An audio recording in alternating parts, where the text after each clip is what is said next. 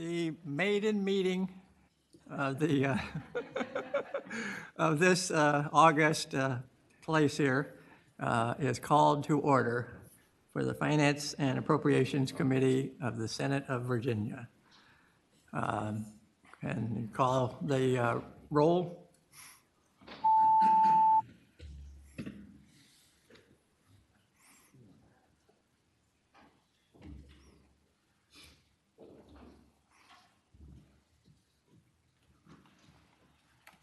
You have a quorum, Mr. Chairman. Barely. All right, but we did so. All right, well, first up is the Honorable Stephen Cummings, Secretary of Finance, with the September Revenue Report. Thank you. Chair Barker and Chair Howell, nice to see you again. And what a great place this is. Wow, very impressive. And I am very happy to be making my presentation today and having some more good news to present to you. Do have a positive report for you. Virginia economy continues to show its strength. We're ahead of our forecast.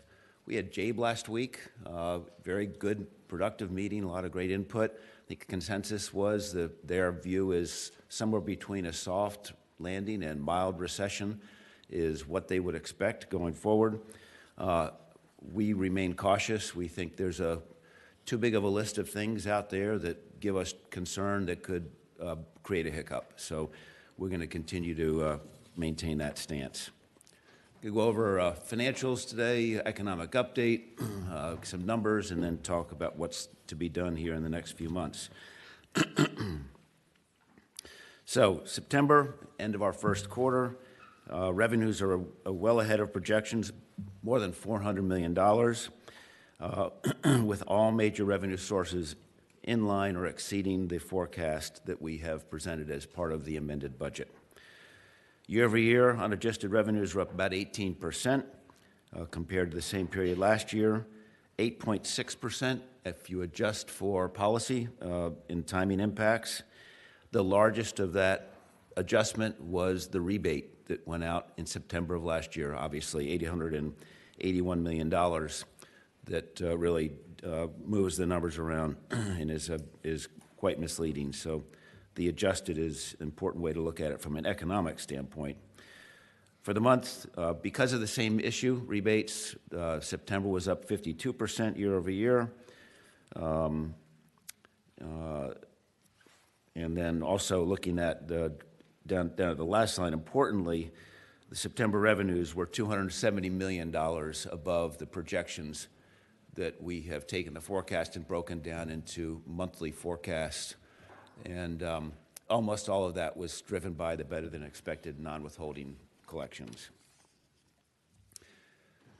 Looking forward here on the economy, we're looking for a rate hike, we believe. There's likelihood of a rate hike remaining. The market is kind of mixed on that.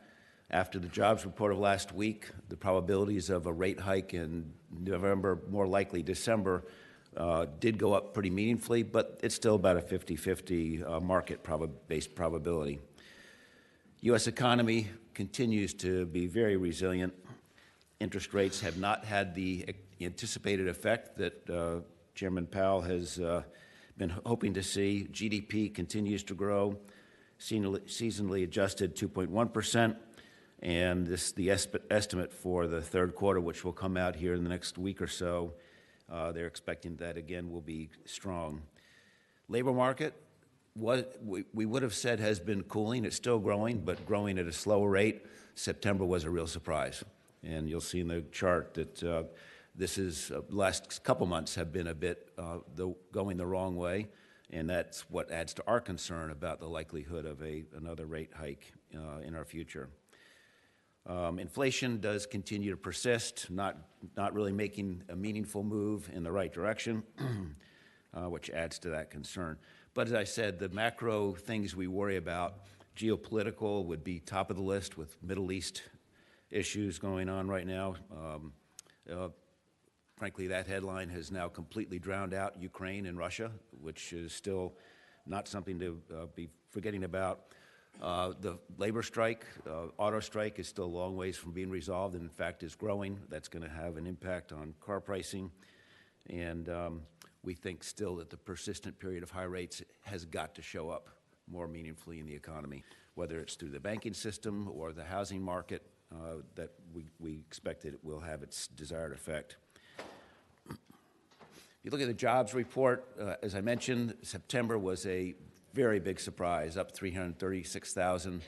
And you can see actually the July-August numbers were also a bit higher. They've been wanting to see that trend continue to trend down. The job openings per unemployed person has been moving in the right direction. However, if this chart went back to pre-pandemic, the number was 1.2. That would be more the norm. So we're still 25% above what would be the norm of job openings per unemployed person. So the market, the economy is still quite strong from a demand standpoint. Virginia accelerating, jobs added, people still continuing to come back off the sidelines and get back to work. The likely mix of this, when we see the data, will, we think, continue to show that it's been more in the leisure and hospitality types of jobs that would adjust some of the mix on expectations on wage growth. And you can see the labor force and jobs growth on the right-hand side. Unemployment continues at 2.5%, and the total employment year-over-year change continues to trend down. Job market is extremely tight in Virginia. Inflation, general trend has been moving in the right direction. PCEI, which is the main data point that the Fed watches, dipped below 4% barely for the first time. But you can see on the core CPI month-over-month change, that's actually ticked back up. And Fed continues to say it's 2% is our goal. Whether they actually expect to get completely to that level, we will see. But we're still a long ways off of that. Real GDP, I mentioned before, continuing to grow here, which is the green line, stronger than expected, stronger than the Fed would expect, given what they've been doing. And you can see on the right side the nowcast, which is a updated daily estimate of GDP growth, continues to trend in a positive way for most of us looking at it, but not when you, from the Fed standpoint. Rates, obviously, we've seen this chart many, many times, historic level of increases over the course of the past year. We're coming up on the first anniversary of that, which is remarkable, how much has happened since then.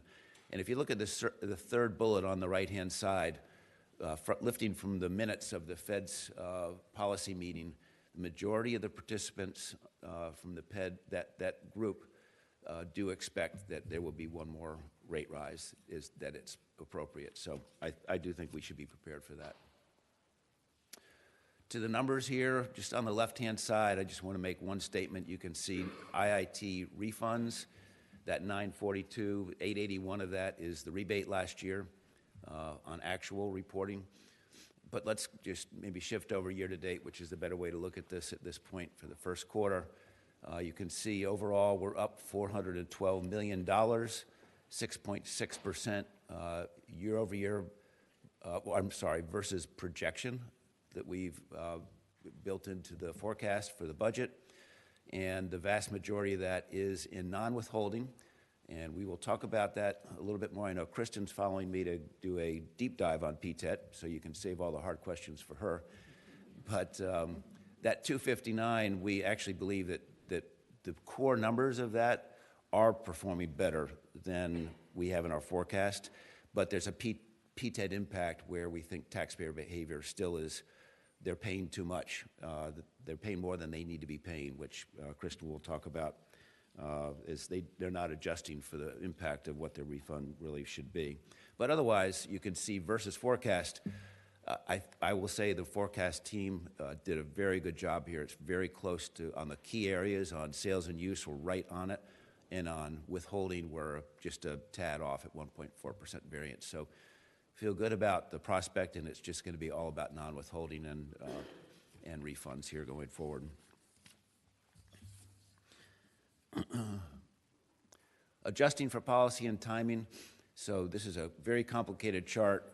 What I want to direct you to is the shaded. This is a new thing we've added this month.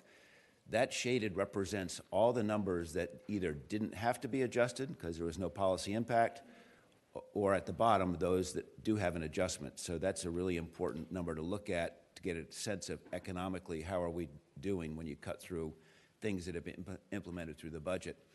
And what that shows you overall is that 23-24 is up 4% year over year for the first quarter, and that's about $262 million in terms of change. And you can see on withholding, which is up 0.4%, unadjusted, is actually the real underlying is up 3.8%, and sales and use adjusted is up 2.5%. So I'd say that feels pretty darn good for what's going on in Virginia right now. I'm not going to spend a lot of these. I think the important is to note that the red line as you look at these is the official forecast. We are running ahead. We've got a pretty conservative estimate on withholding, so we've got some money in the bank on that.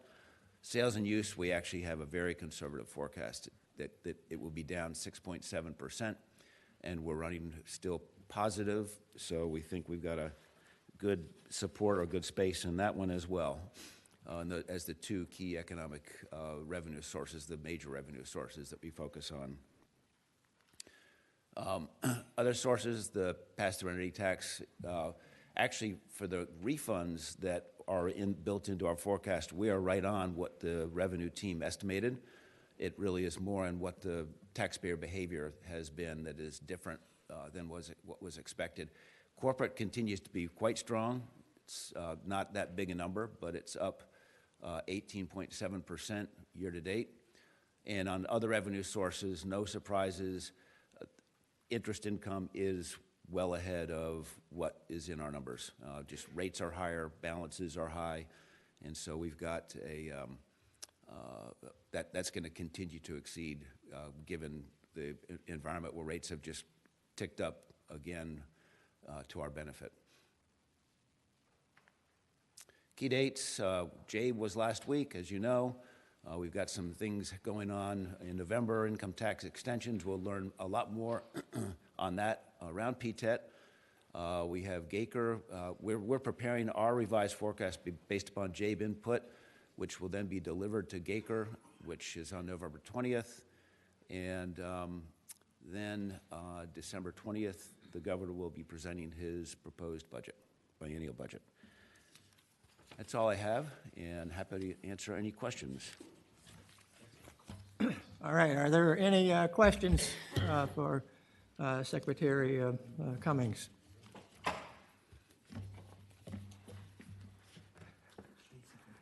Right? It's good news. All right. Well, Good. it's good information, and actually it's heading in the right direction, I think, so overall, pretty well. So, all right, next up is we have the overview of the elective pass-through entity tax. And we have people from the Department of Taxation to tell us where we are and where we might be in a couple of months. So. Sure. Good morning, Mr. Chairman. Kristen Collins from the Department of Taxation. I have James Savage with me, who is currently our policy director at the Department of Taxation. He's going to give a brief overview as to how PTET works and the legislation that Virginia passed in 2022 and 2023. Then we also have James Ford with us, who is the senior tax policy analyst who's been working on this legislation. He's going to talk a little bit about how the filing of payments work for tax years 21 through 23, because they're all a little bit different, and you may see constituent questions about it, so it's just probably good awareness. And then I will talk a little bit more about the revenue implications that Secretary Cummings had mentioned during his presentation. So thank you. Go ahead, James. Oh, thank you. So hello, Madam Chair and Mr. Chair, and and members of the committee. Oh, thank you. So I'm James Savage. I'm from the Virginia Department of Taxation, and so turn into the first slide here. So before going into it, I just wanted to talk about essentially, just a little bit of background, and that is essentially why this really exists, why this is going on, is essentially it goes back to the Tax Cuts and Jobs Act that passed in 2017 that limited the state and local tax deduction to $10,000. So ever since it passed, taxpayers and states have been trying to figure out a way to deduct more than $10,000. And essentially this elective pass-through entity tax, has been the way they've sort of found to do that. So turning to this slide here, so in 2022, Virginia enacted an elective pass-through entity tax. And essentially what it does, as you can see in the first bullet point here, it permits a pass-through entity to make an annual election for tax years 2021 through 2025 to pay an elective entity level tax at a rate of 5.75%. And that's a departure because normally tax is paid at the individual level. So now we're transferring it to the business. And as you can see in the second bullet point here, there's a refundable credit that's allowed. And so these, what did I want to say? So these bullet points, it's a lot to take in, but essentially what's going on here is that, and what's important to understand is that the tax burden is essentially being transferred from the individuals, because normally for small businesses, it's the individual owners who pay the tax, and we're transferring it over to the business, and we're having the business pay the tax. And what did I want to say from that? Oh, and why does that matter? And the reason why that matters is that the 10K SALT limitation only applies at the individual level. So if you can transfer it from the individual, the tax liability, to the business, then you can essentially avoid the limitation. So I think it's best to understand this through an example.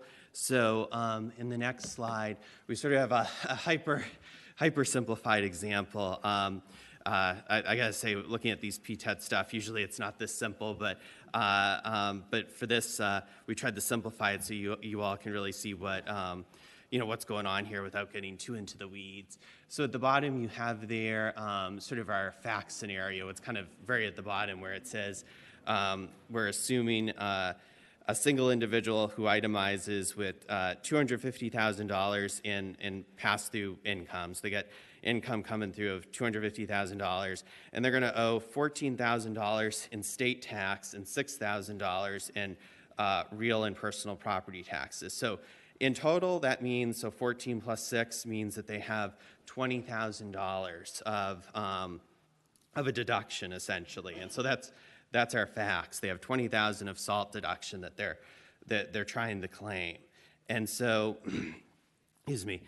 So if you look at the leftmost column here, so very to the left under owner and no PTET election. So what happens if there's not a PTET election? And what happens is that they have $20,000 of state and local tax deduction they want to deduct, but that 10K cap is coming in and saying you only get to deduct the first $10,000, and then anything additional, in this case, the additional $10,000, you don't get to deduct. So if you times that by, let's say they have a 32% tax rate on the federal return, as a result, they're paying $3,200 more in taxes. And so that's kind of the concern. That's what the Tax Cuts and Jobs Act did. But then if you go over here to the right side, you can see what we've done if you make the PTET election is essentially instead you pay $14,000 of tax at the business level. And then you end up getting your full $6,000 and your full $14,000 of SALT deduction at the owner level. So in the end, you end up saving $3,200 on your federal taxes. And so this is merely because all you did was transfer that tax liability over to the business, to the PTE, and it's no longer with the owner. So I have one more slide I'm going to handle. And so with this slide, basically we're talking about, we had some legislation in 2023 that basically kind of tried to clean up some of the 2022 legislation and kind of clarify some things. Basically, there was a requirement in the 2022 legislation that the PT had to be 100% owned by natural persons or persons eligible for S-Corp membership, and that limited a lot of PTs from taking advantage of this, a lot of businesses. So basically, this removed that legislation. And so that was that legislation was effective July 1 of 2023 this year, but it goes retroactively all the way back to January 1, 2021. So with that, I think I'll hand it over to my colleague, James Ford, who will take you through some more of these slides. Thank you.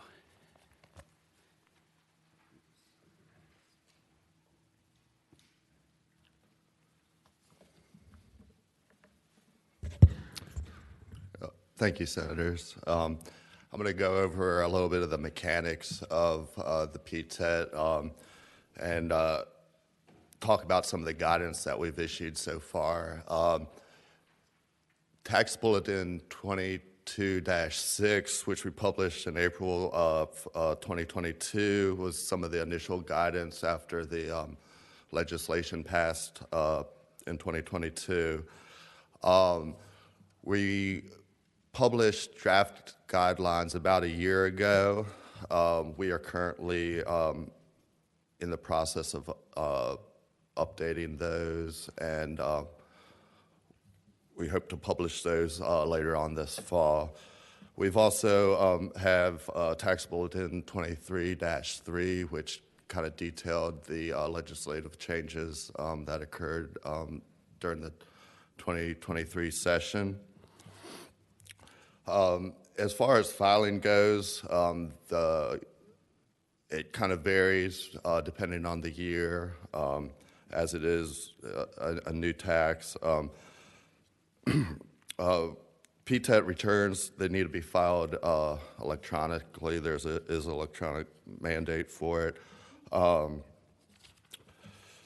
So for taxable year 2021, the 2022 legislation dictated that the retroactive 2021 election will be made at a date determined by Virginia Tax, and it'll be no earlier than 1 year after the extended due date. So PTEs can make the PTET election now or when they file their 2021 PTET returns.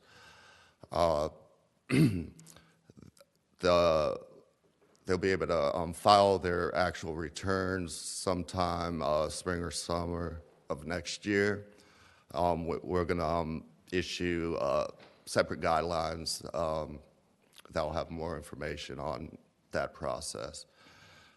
And owners will be able to claim a refundable PTET credit for the taxable year 2021 election on their 2023 individual or fiduciary returns.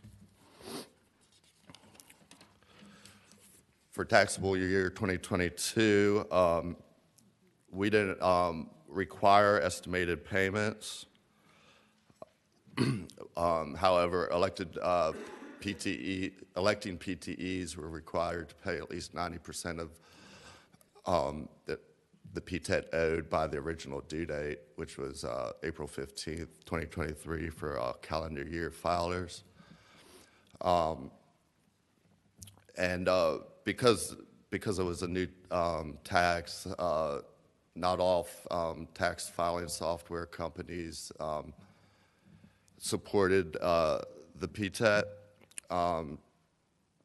One thing to address this, we are going to offer a new electronic filing option through our online application, and that will be ready sometime in December. Because the filing extension deadline for calendar year filers is October 16th, yesterday, the minimum late filing penalty will be waived for the entities that have paid in full and use this online filing option by February 1st of next year.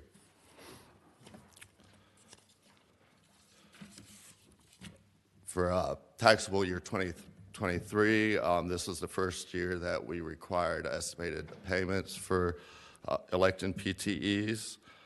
They typically make those on a quarterly basis. And an entity must pay the PTE before eligible owners can claim a refundable credit on their individual fiduciary returns. And free online filing option will be available for taxable year 2023. And with that, I'm going to hand it over to Kristen. Hello again. So now the fun part, right? Before we get into the revenue implications too, just one thing I wanted to touch on just in case you get any constituent questions about it, because we have received some questions. One thing that we have said in our guidance is that a PTE can go ahead and make estimated payments or extension payments if they want, and they can reverse the election. They can go back and say, no, actually, I don't want to, elect PTET. I want to just be treated as a normal PTE. However, once they file their PTET return with the department, we are not allowing them to reverse their election for that taxable year. So they can change it going forward for the next year because it's a year-by-year election, but they cannot go back and reverse it for that year. And the reason is the IRS has released some guidance a few years ago about what is allowed in terms of assault workaround and PTET, because before the IRS did that, it was very uncertain whether they would even respect the PTET.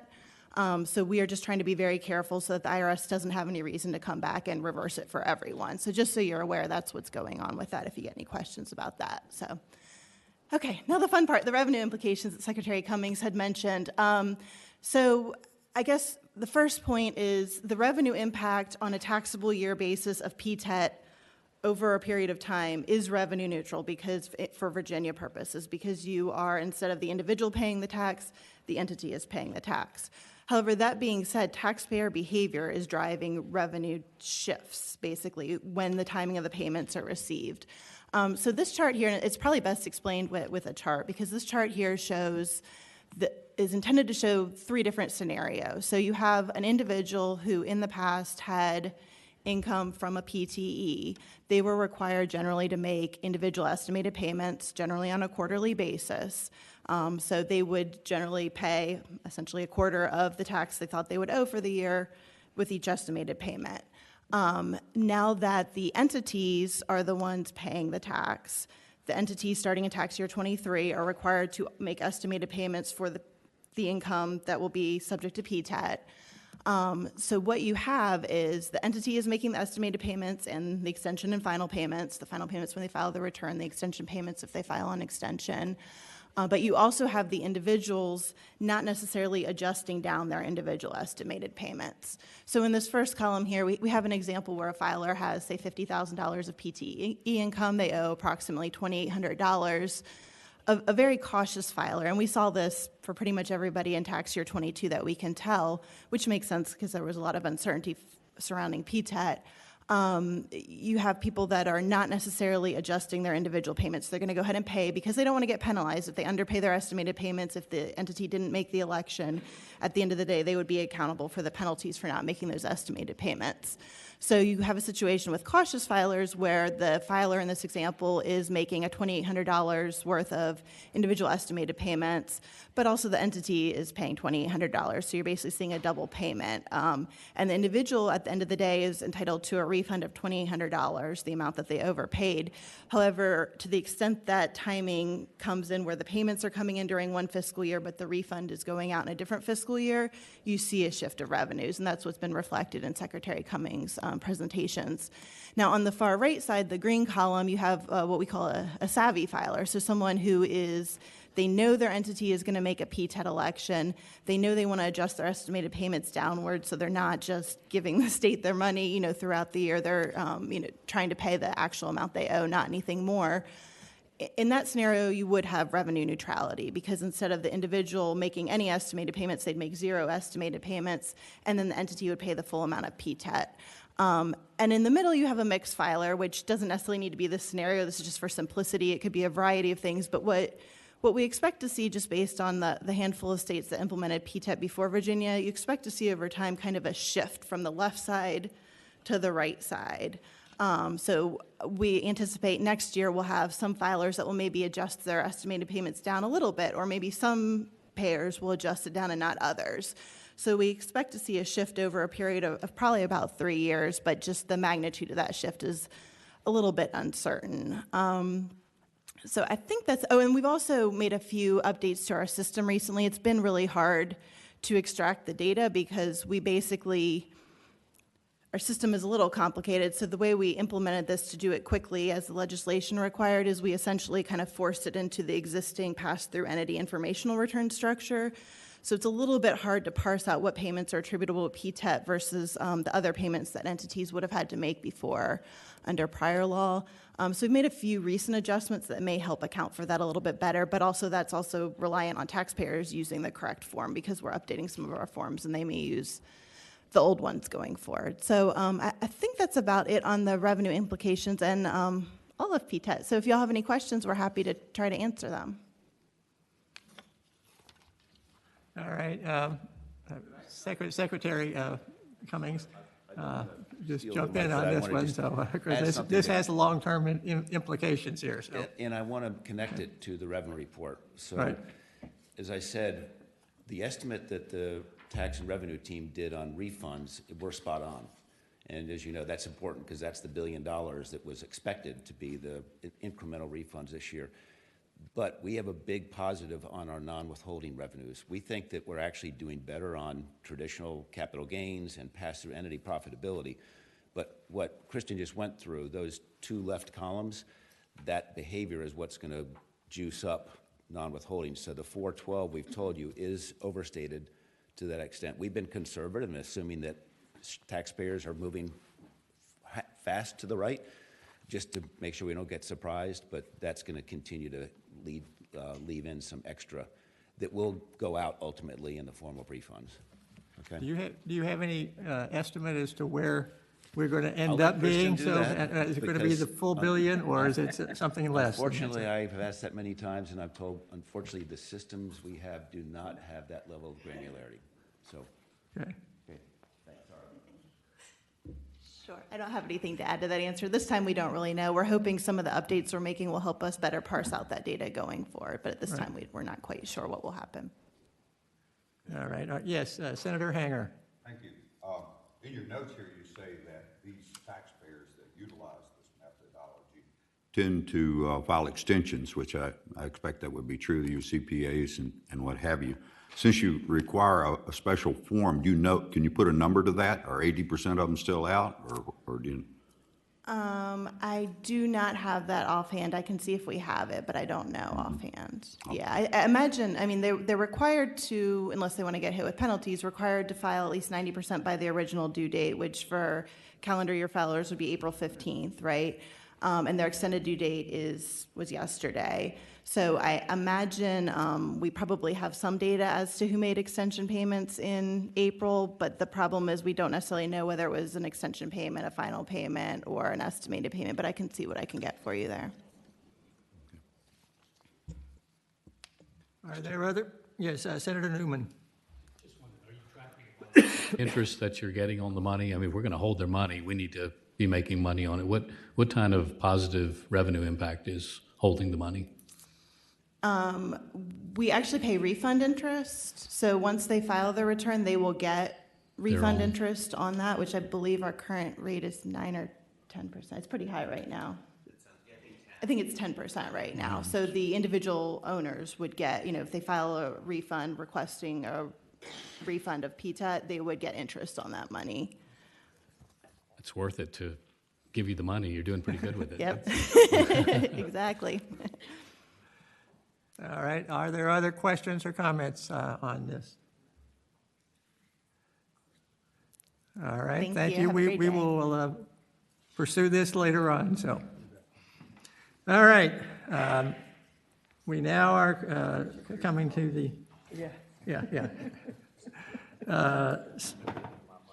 Yes, we're having a presentation on the foster care program updates. Dr. Danny Abula, the Commissioner of the Department of Social Services, someone who grew up in my district in Fairfax County. So give us the good news and how we're moving along on some of these things. So. Thank you, Chair Barker, Chair Howell, members of the committee. Really grateful for your interest in this topic. I have with me today our Deputy Commissioner, Carl Ayers, Deputy Commissioner of Human Services. You all know him well, and he'll be co-presenting with me today. I've seen him a time or two. Yeah, So. I'm sure you have. Over the last 16 years anyway, so. You know, this is the brief agenda. We're not going to spend, I'll do an overview on foster care, really talk about one of our major priorities in kinship care. Our safe and sound work is primarily led by Janet Kelly in the governor's office. She is setting up a time to meet with Mike and really go deep on some of those activities. So won't spend a lot of time there, and then Carl will jump in on the JLARC study and where we are with those recommendations. The headline I want to lead with is that our child welfare workforce is really in a state of crisis. You know, as I go around the state and visit our local departments, the number one issue that they are facing is recruitment, retention, and that's particularly true for newer workers in the benefit and child welfare space. In child welfare in particular, we're seeing about a 35% turnover every year in those front, entry-level child welfare workers. And I think it is the combination of a job that is really difficult and only getting harder the way that our society is moving, the challenges of the regulatory environment, and then the reality of technology that doesn't always support the end. It's a really tough place, and so we're really struggling to hold on to folks in this field.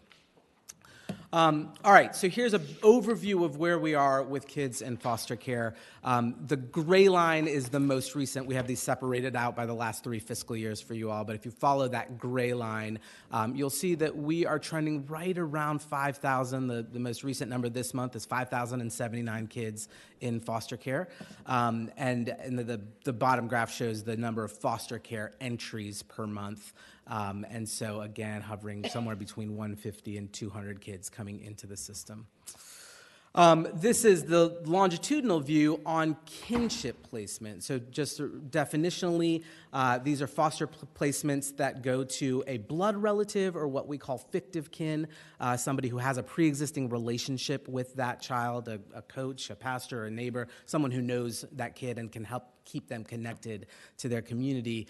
And there was a really strong concerted effort by our partners in local departments between the middle of 2019 and June of 2021 to really focus on increasing those kin placements. And we did great work. We went from about 6% of kids in kin placements all the way up to 12%. So almost doubled in the course of about 2.5 years.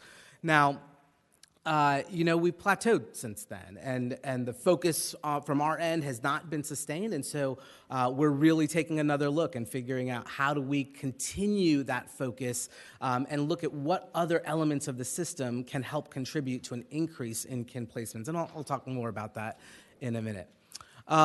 Congregate care placement settings. So, we have long known the challenge of kids going into congregate care settings, the impact that has on their permanency and their long-term outcomes, and it's been a goal of ours to reduce the number of kids in foster care who actually have to go to these settings. Now, these settings play a super important role for a subset of kids, but by and large, we want to keep kids in families if possible.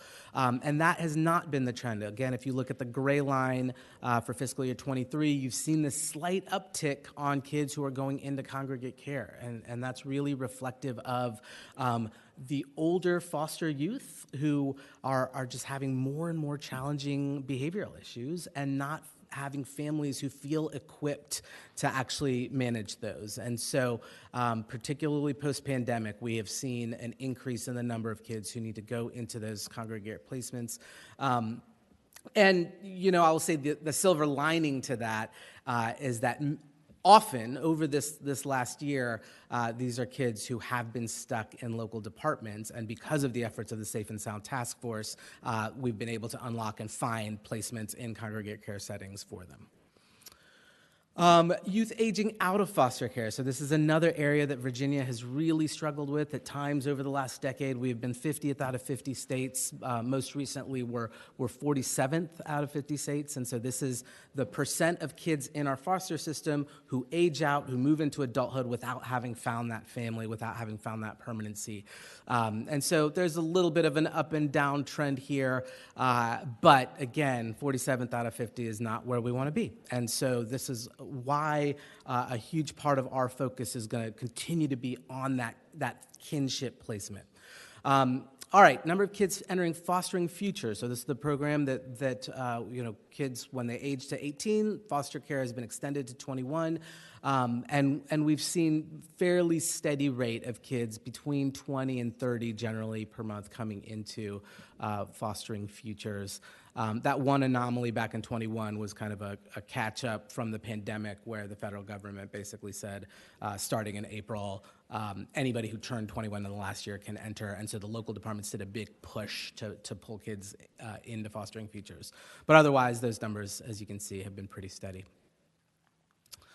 All right, and one other note on those kids who are aging up, either who are staying in Fostering Futures or are not. The Virginia Commission on Youth really looked into this a couple years ago and realized that driving is a huge barrier to success for these kids. And so there's a work group that's been put together and has really mapped out a pretty robust plan for how we're going to address driver's ed, driving hours, DMV requirements, driving insurance, et cetera, and then equipping the caregivers of those foster youth to really understand the process and the supports that are available to them.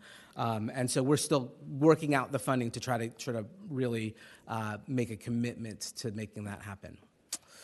All right, QRTP, Qualified Residential Treatment Providers. So you all may remember back in 2018, 2019, there was federal legislation that would allow the $4E to be used for prevention, and there was a subset of that money that would be used to kind of provide a standard of quality for residential treatment providers.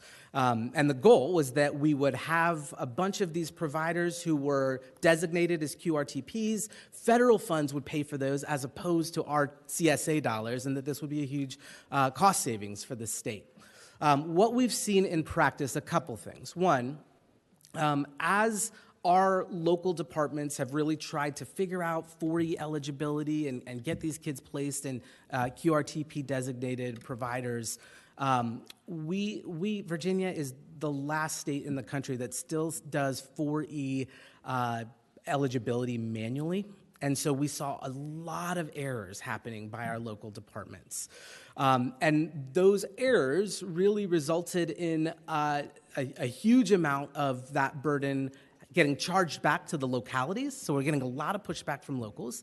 And then the combination of that, plus the fact that the feds made a change where Medicaid is the primary funder for these services, meant that the majority of these QRTPs were actually getting their money from Medicaid, and very few of them were getting their money from the 4E dollars. And so we monitored that over the course of a couple years, and there was a point at which we had to charge back over $1 million of errors to localities, but had only recouped about $500,000 in federal funds. And we just looked at the reality of what our workers were dealing with, the burden on the workforce, a couple of other elements, and we decided really through this sort of stepwise analysis that we needed to put pause on the QRTP work. Now, the potential is there, right? If we had no errors in the process of placing youth in QRTP, that would result in about $4.5 million of cost savings every year that we're currently paying out of CSA. But despite all of our efforts to really walk alongside and support our local agencies, the errors continued.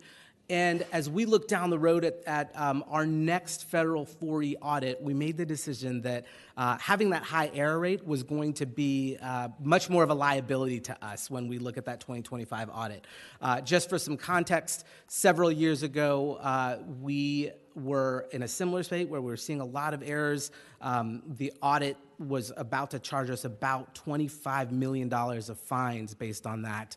Thankfully, Carl came in at that time, put a lot of controls in place, and got us out of that mess. But as we looked at what was happening with QRTP, we realized we do not want to be there when the time comes around for our 25 audit. So what is the fix? What's the long-term plan here? You all generously approved funding for a new child welfare information system last year. We are now about a year into that, having had our RFP approved and moving along on time with that effort. But when we can build in all of the 4E eligibility to be automated, we will then feel great about having our local workers get back into that work. So our plan at this point is to maintain the pause on QRTP reimbursement until we can build it automated into the CWIS system, and then have it go live in 2026. Okay. Kinship care. So, I mentioned the definition of this, and I just want to share a few. This study came out recently from the University College in London that really shows the importance and value of kinship placements. So this was 350,000 people who had touched the foster system at some point, and then a 30-year longitudinal study looking at their health based on self-report. And what you see there at the top is that adults who had lived in foster residential care during childhood at 10 years out said that they had a 40% chance of very poor health.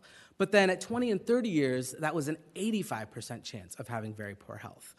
Now, those who'd grown up with parents not in the foster system had a 13% chance of reporting poor health, and then at 20 years and 30 years, about 21%.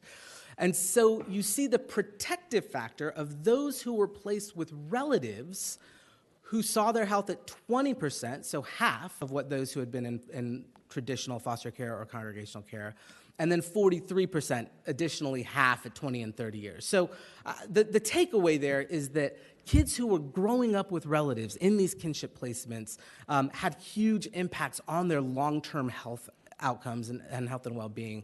And the last note there, that same comparison showed that kids who spent time in care as children were 70% more likely to die prematurely than those who didn't. And so the accumulated trauma of being in the foster system, of being moved from placement to placement to placement, of experiencing abuse and neglect, that adds up, and that really has an impact on kids long term. And so that's what we're trying to avoid by focusing on kinship placement. And this is, a practice that is well, every year, more and more rooted in the data, and also very personally a part of our lives. My wife and I are adoptive parents. Our daughter came to us about 6 years ago through a fictive kin arrangement. And so we've just seen the impact of being able to keep her connected to her biological family, to her community, and she's really thriving. She is fourth year at UVA, about to graduate in May. And so this is not only just rooted in data and evidence, but also I have a huge personal investment in this as well. So how do we compare? So these are the national numbers, and really, when you look at the split of kids in foster care, you see that about 47% of those are in traditional foster families, about 33% of those are in relative families, and then under 10% in group homes or institutions. And as you see, the slides I showed you before, we're at 14% in institutions, and about 13% in kinship relative placements. So this is how we compare, right? 13% compared to the national average, which is 33%. This doesn't tell the full story, because I do think our local departments actually do a really phenomenal job of finding families to keep kids out of the system, right? They do a lot of their work on the front end to identify family members, and it's why Virginia, compared to other states, has relatively low overall foster numbers, right? Remember that 5,079 kids I mentioned. Compare that to a state like Oklahoma. So we're 8.5 million in Virginia. Oklahoma's about 6 million. They have over 11,000 kids in care. And so, I think we have kept our overall foster numbers low because our teams do a good job of family finding on the front end, but it means that the family finding they're doing doesn't get counted in our 13%. That said, I think we can do better, right? Of our 5,000 kids, I think we can do better than 13% in relative or fictive kin placements, and so that's the effort that we're committed to. Some more data just showing the importance of that. If this is average total time in care, so you see that those who have been placed in relative or fictive kin homes have on average a 2-month decrease in total time in the system. This graph really, if you take each of those buckets, relative, fictive kin, traditional foster care, congregate care, and licensed child placement agents, foster homes, each of those adds up to 100, and what you see is that the relative and fictive kin placement have only one place, a much higher percentage of kids in only one placement, right? And that's what we're trying to do. We're trying to limit the churn in the system. We're trying to limit the number of families that kids have to get placed with. And so if we can do that through relative and fictive kin care, that's where we're leaning. All right, so our goal is to beat that national average of what's now 33%. We've set our goal of 35%, and this is how we're going to do it. We've identified 15 local departments that carry a bulk of or a significant portion of our kids in care.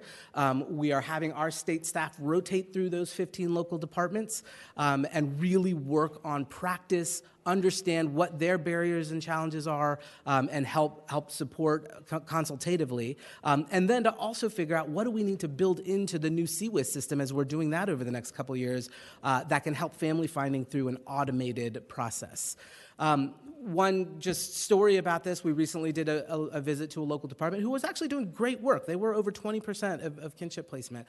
But what we recognized was that their CPS workers, they thought that they weren't allowed to reach out to family or share information with family members until the kid was formally in foster care. And that is not the case, and so we were able to walk them through the code that allows that. And so now those CPS workers are going to start reaching out to family at much earlier on, which increases our chance to find a home for those kids with relative placements. So these are the practice elements. We really look at the CPS component, how they determine whether they're going to do a removal. We've got tools that our team is working through the local department staff with, and the family partnership meeting is a key part of that, making sure that family members, extended family members, come to be a part of that FPM. Here's a quick snap of who we're working with first. These are the 15 local departments that we are focusing on over the next 6 to 12 months. We'll also be doing a monthly facilitated learning cohort with these agencies so that they can share best practices with one another. And then we'll develop really contextualized plans and supports for each of those local DSSs. All right, so as I said, Safe and Sound Task Force is going to be handled by Janet Kelly at a future meeting, so I'm not going to spend any time on these now. And then I will hand off to Carl to talk about where we are with the JLARC.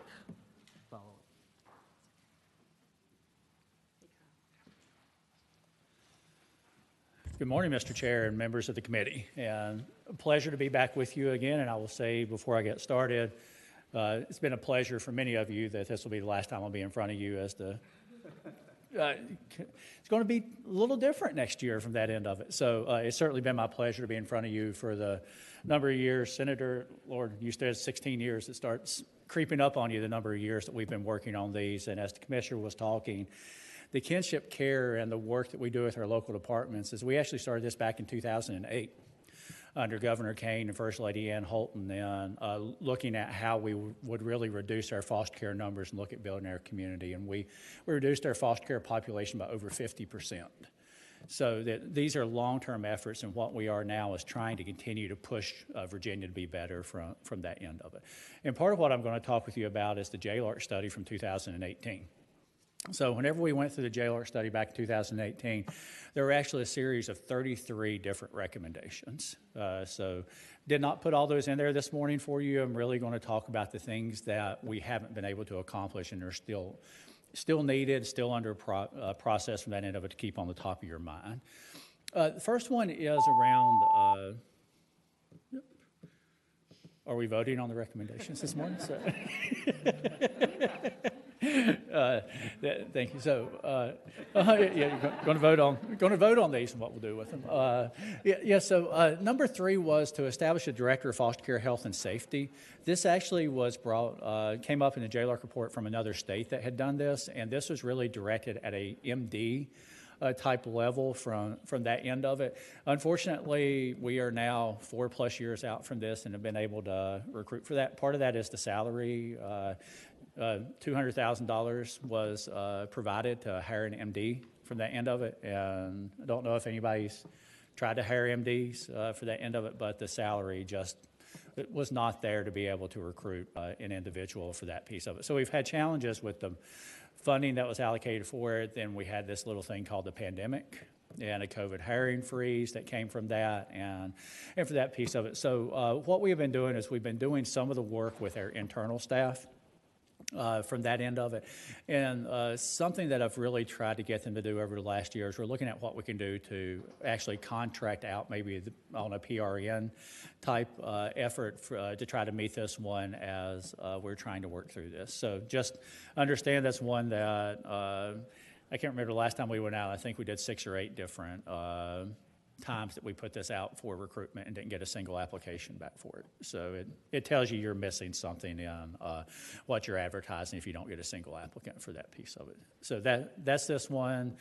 The next one is around directing the Supreme Court, and I don't know about you all, but sitting in my role, I don't have the ability to tell the Supreme Court what to do and anything along those lines. So this is a recommendation around them of exploring the feasibility of expediting the TPR appeals process. That's termination of parental rights, TPR.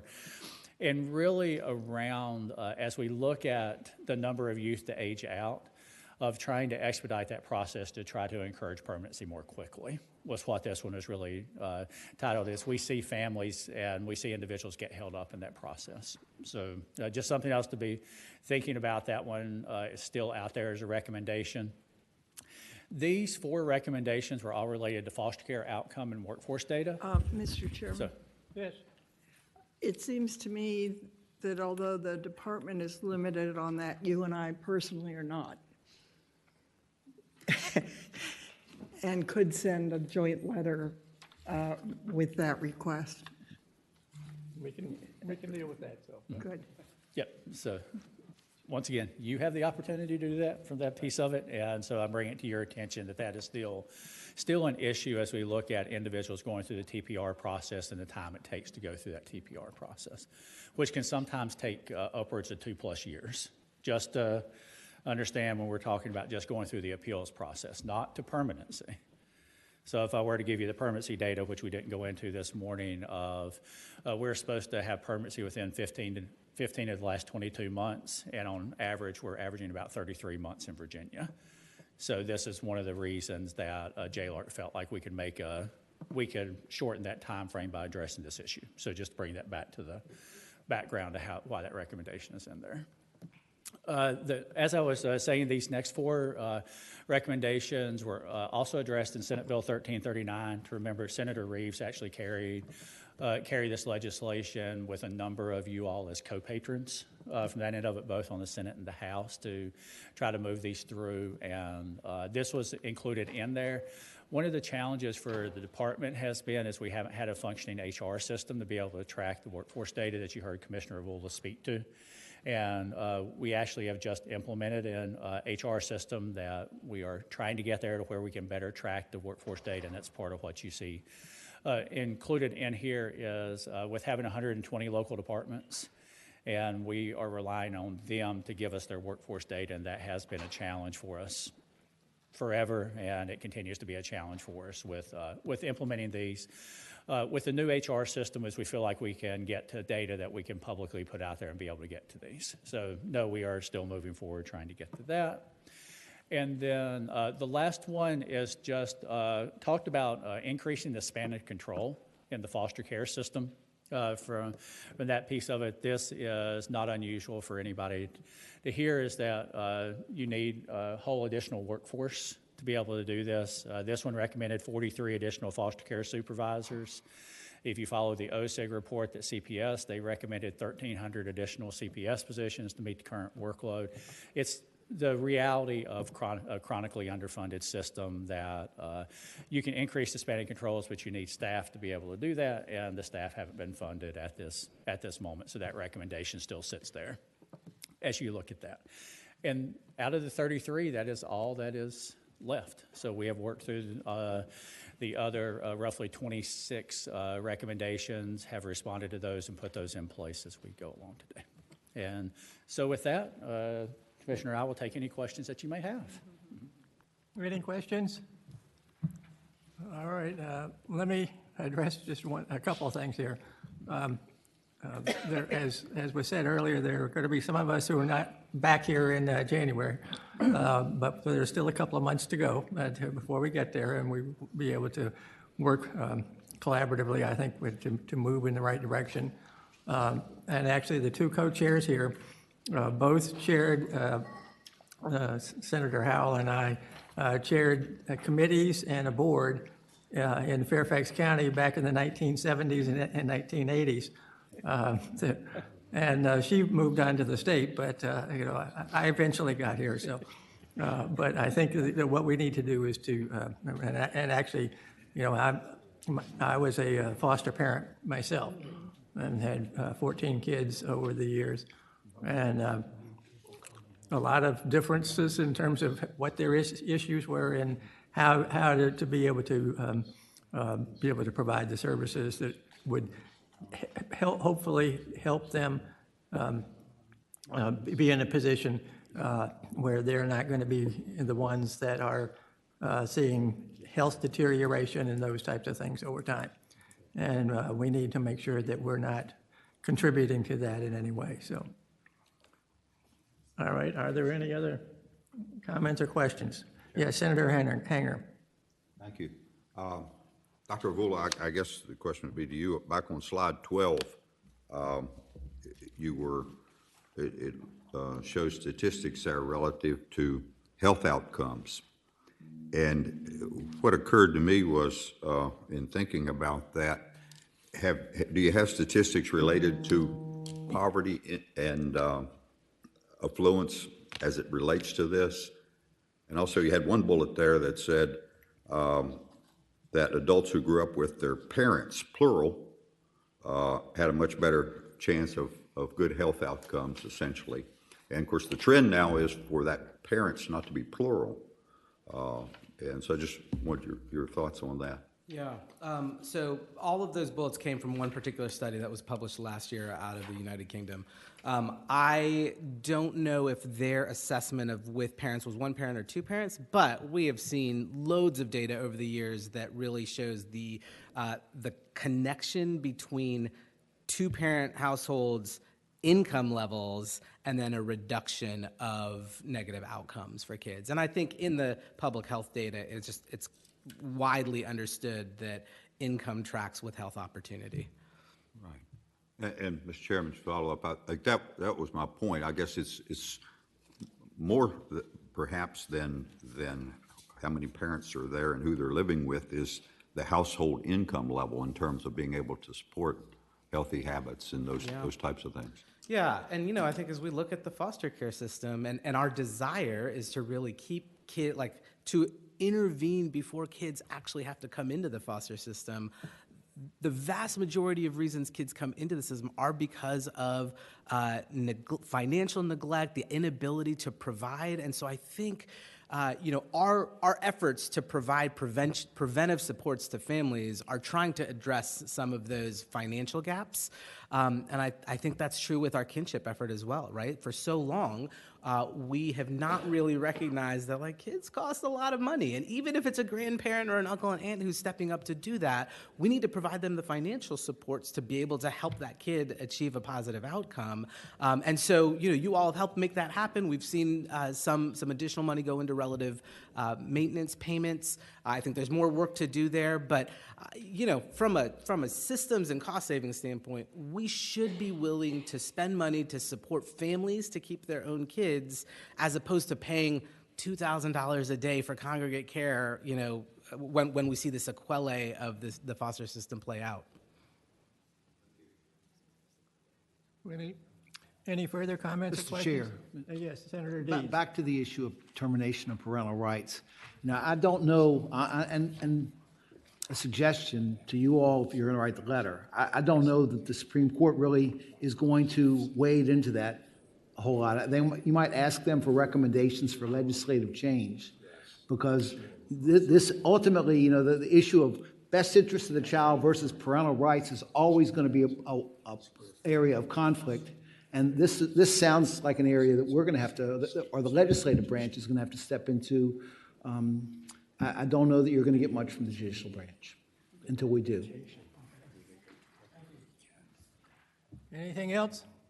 All right, well, thank you all, both of you very much. Thank you. And we'll be in touch, so. Glad to be here. Continue to work on these types of things.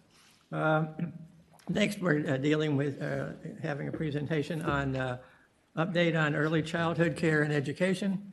And Jenna Conway, Deputy Superintendent with the Virginia Department of Education, will be presenting this. So good to see you again. Thank you.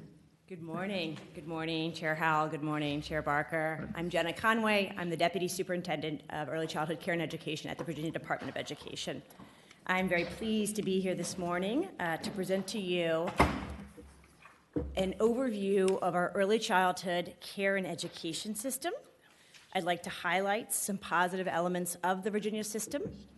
I'd like to share with you all some findings from the new Commission on Early Childhood report, and then talk through some collaborative next steps. As we jump in, I want to level set on how our public-private parent choice system works in Virginia. It's distinct from K-12 in that we have multiple public and private providers that offer birth to 5 care and education.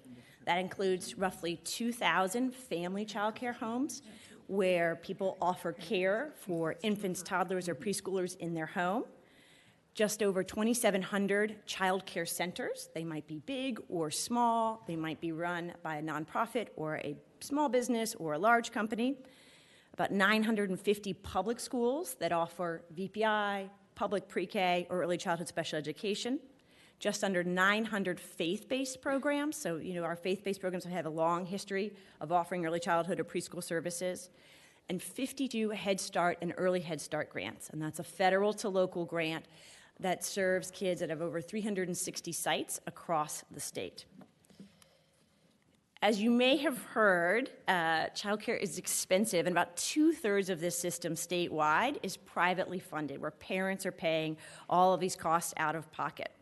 You may have also heard early childhood now costs more than college, particularly when you think about infants and toddlers, where it requires very low numbers of children that adults can, or educators can handle. And so Virginia's public funds play a key role in making early childhood care and education accessible and affordable to some of our most low-income families. The settings I just described to you, public funds go across those different settings. And the system, in fact, is designed not to just say we want all of the kids in schools or we want all of the kids in homes, but to sort of enable a diverse set of providers so that they can align offerings to meet families' preferences. You'll talk to families of infants and toddlers, they have no interest, right, in sending their baby to the elementary school, right? They want a smaller setting, more warm, sort of responsive. It might look different, right, if I have a 4-year-old and his older siblings are at the elementary school.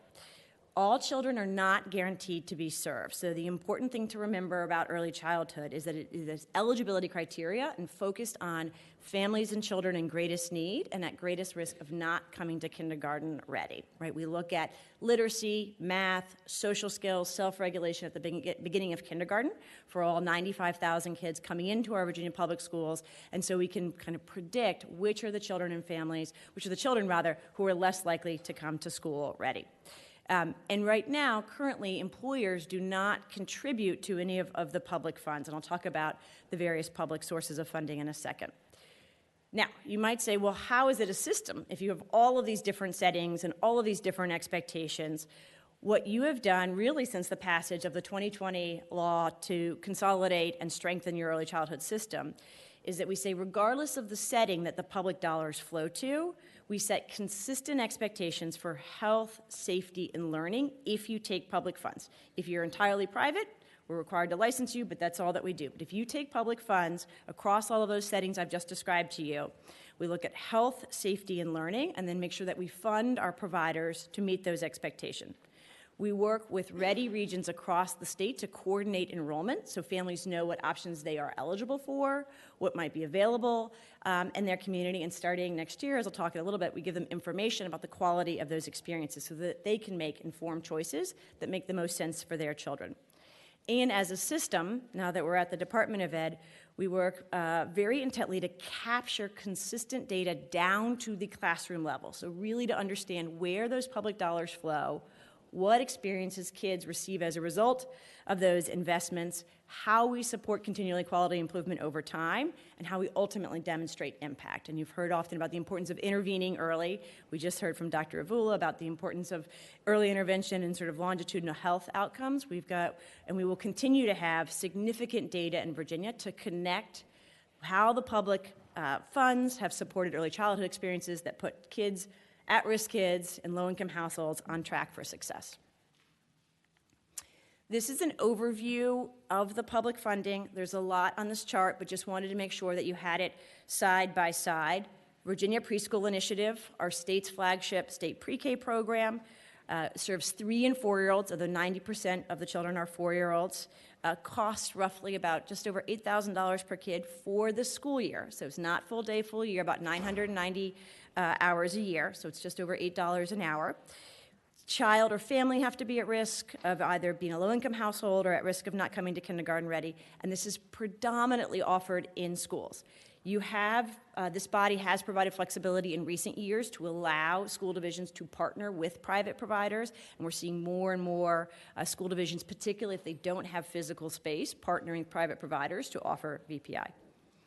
Mixed delivery is kind of the private counterpart to VPI. So this is preschool with high expectations, predominantly for 3- and 4-year-olds, so that we're piloting with infants and toddlers, but offered full day, full year in private settings, which is really important for working families. The VPI day can go from 9 to 2. There's not a lot of full-time jobs out there that are run from 9 to 2.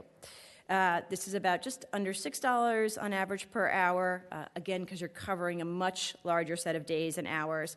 Similar eligibility criteria to VPI and 100% in private settings. Early Head Start and Head Start, this is a federal to local grant, so the state does not have much management or administrative responsibility here. Just over 14,000 kids statewide, about 73% who are 3- and 4-year-olds. This focuses on our most low-income children and household. You have made it very clear that we need to always maximize these federal dollars first. About 1/3 of your Head Start settings are in schools, where the school division is the grantee, and about 2/3 are in private settings, often community action agencies. And lastly, the Child Care Subsidy Program. And this is a federal grant to states where states have quite a bit of discretion on how they run their programs. This serves kids from birth to age 13. About 70% are under the age of 5. The average amount is about $11,000 per year. You might say, well, that looks like more than the others, but you have to remember it covers full day, full year. So on an hourly basis, it's one of the least expensive programs at just roughly about $5 an hour. This one also has a work expectation. Because of the federal law, it says not only do families need to be generally sort of low income or at risk, but that all available parents need to be working in school or job training or looking for work. And this, similar to mixed delivery, is 100% in private settings. Because these are federal dollars, these are also how those faith-based programs can receive assistance, and families can choose, low-income families can choose faith-based programs. So with the understanding that we've got this public-private system, these 4 programs, we also have a 5th program, which is known as Early Childhood Special Education. That's under the purview of the schools and is a little bit different in that it is really focused on the child's identified disability or developmental delay. So it's really services to address that rather than the kind of more holistic school readiness focus of these other programs.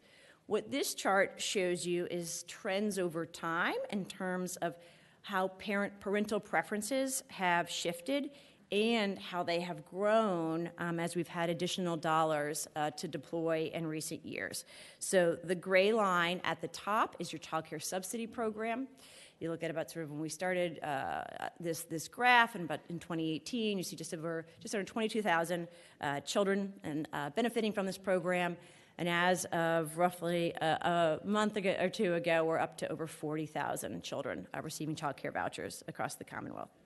The next one is Virginia Preschool Initiative, which again, you've seen some growth, 17,000 up to 22,000, but not nearly the same growth that you've seen with the child care subsidy program. The orange line is Head Start. That's the slots that are allocated, and really that's determined by the federal government. And then the yellow line is mixed delivery. And although that looks kind of like a flat line, it's actually fairly significant growth when you're starting from zero. It's just per capita, it looks smaller because of the comparison. But what you've seen really in recent years is a significant growth across the board, a full recovery, although we have not necessarily seen full enrollment back for K-12. We have seen our enrollment in VPI exceeded where we were pre-pandemic, and then a real shift and desire for families seeking full day, full year care in private settings. I should also note, and we'll talk more about this later, but there has been sort of resources available for multiple programs in response to the pandemic, and what you have just seen is much more rapid growth in private settings. And so even though we have seen some growth in VPI, you have not seen the same uptake, and in fact, we have underutilized slots and state appropriations the last few years running, even as we are at higher enrollment than we were pre-pandemic. Families are simply picking private settings, need the additional flexibility, or need the full day, full year.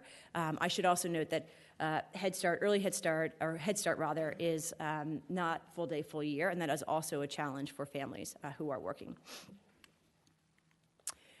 We have now a system called VQB5, which, as I described before, is the statewide accountability system that this body helped put in place in 2020 when you consolidated early childhood at the Department of Education. We now have a precise measure as of this fall of how many public funded classrooms we have across the Commonwealth.